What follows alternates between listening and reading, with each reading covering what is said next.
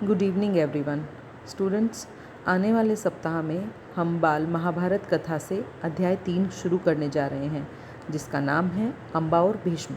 आप सभी ये जान ही चुके हैं कि देवव्रत का नाम भीष्म पड़ गया था, क्योंकि उन्होंने सत्यवती के पिता केवटराज को ये वचन दे दिया था कि वो आजीवन ब्रह्मचारी रहेंगे। ठीक है। अभी सत्यवती के पुत्र हैं जो बड़े पुत्र चित्रांगद, वो एक स्वेच्छाहारी वीर थे। यानी स्वेच्छाहारी क्या होता है? जो अपनी इच्छा अनुसार कार्य करता हो। ठीक है। पर एक बार क्या होता है कि किसी गंधर्व के साथ युद्ध में वो मारे जाते हैं। ठीक है। अभी जो चित्रांगद हैं उनकी मृत्यु हो गई और उनका विवाह हुआ नहीं था, इसलिए जो उनके छोटे भाई थे विचित्रवीर्य, उनको हस्तिनापुर की राजगद्दी पर बिठाया गया। ठीक है। अभी उनकी आयु बहुत छोटी थी, वो राजा राजकुमार बनने के काबिल नहीं थे, छोटे थे, बहुत बालिग नहीं हुए थे, इसलिए सारा राजकाज भीष्म ही संभाल रहे थे। जब विचित्रवीर्य थोड़े बड़े हुए तो भीष्म को लगा कि अब इनका विवाह कर देना चाहिए। तभी उनको ऐसी खबर लगती है कि काशीराज जो काशी के राजा हैं, उनकी कन्याओं का स्वयंवर होने वाला है। तो ये जानकर भीष्म बहुत खुश होते हैं और अकेले ही काशी के लिए रवाना हो जाते हैं। पर जब वो काशी जाते हैं, वहाँ पर एक से एक राजकुमार आए हैं।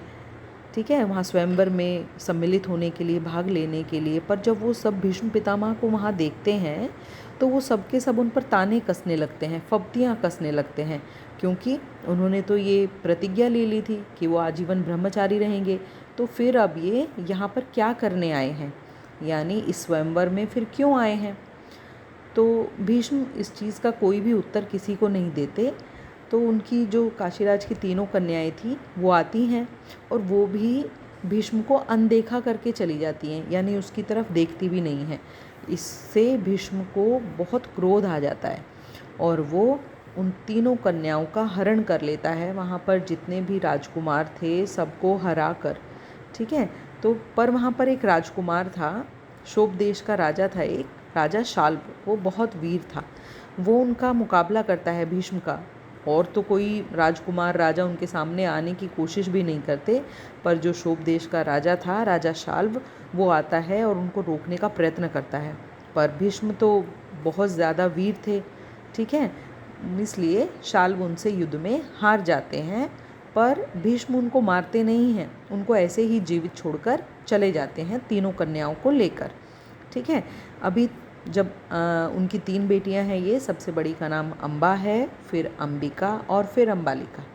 ठीक है। तो तीनों कन्याएं हैं, जिसमें से ये बड़े वाली जो अम्बा है, ये जो शोभ देश के राजा थे, राजा शाल्व, जिन्होंने भीष्म से युद्ध किया था, उनको अपना पति पहले ही मान चुकी थी। और ये बात वो भीष्म को कह देती हैं कि मैं किसी और से विवाह नहीं करूँगी, क्योंकि मैंने तो पहले ही शोभ देश के राजा को अपना पति मान लिया है। ये सुनकर जो भीष्म होते हैं वो कहते हैं कि ठीक है, तुम चले जाओ उनके पास वापस, अगर वो आपसे विवाह करना चाहते हैं तो ठीक है। पर अम्बा वापस जब राजकुमार के पास जाती हैं तो राजकुमार उनसे विवाह करने के लिए मना कर देते हैं।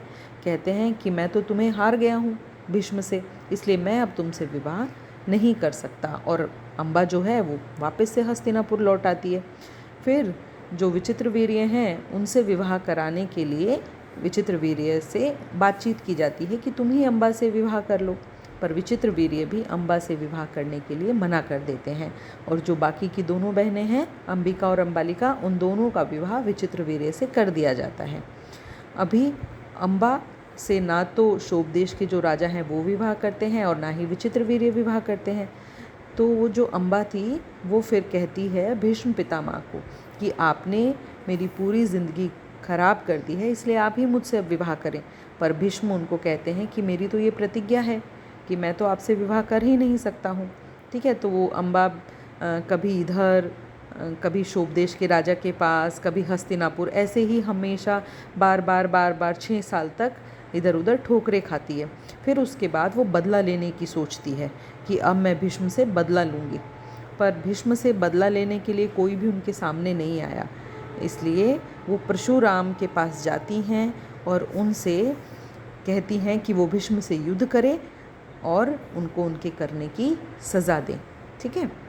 ये देखिए, ये भीष्म है जो तीरों पर पड़े हुए हैं, और ये जो पिक्चर आपको दिखाई दे रही है ये अम्बा है।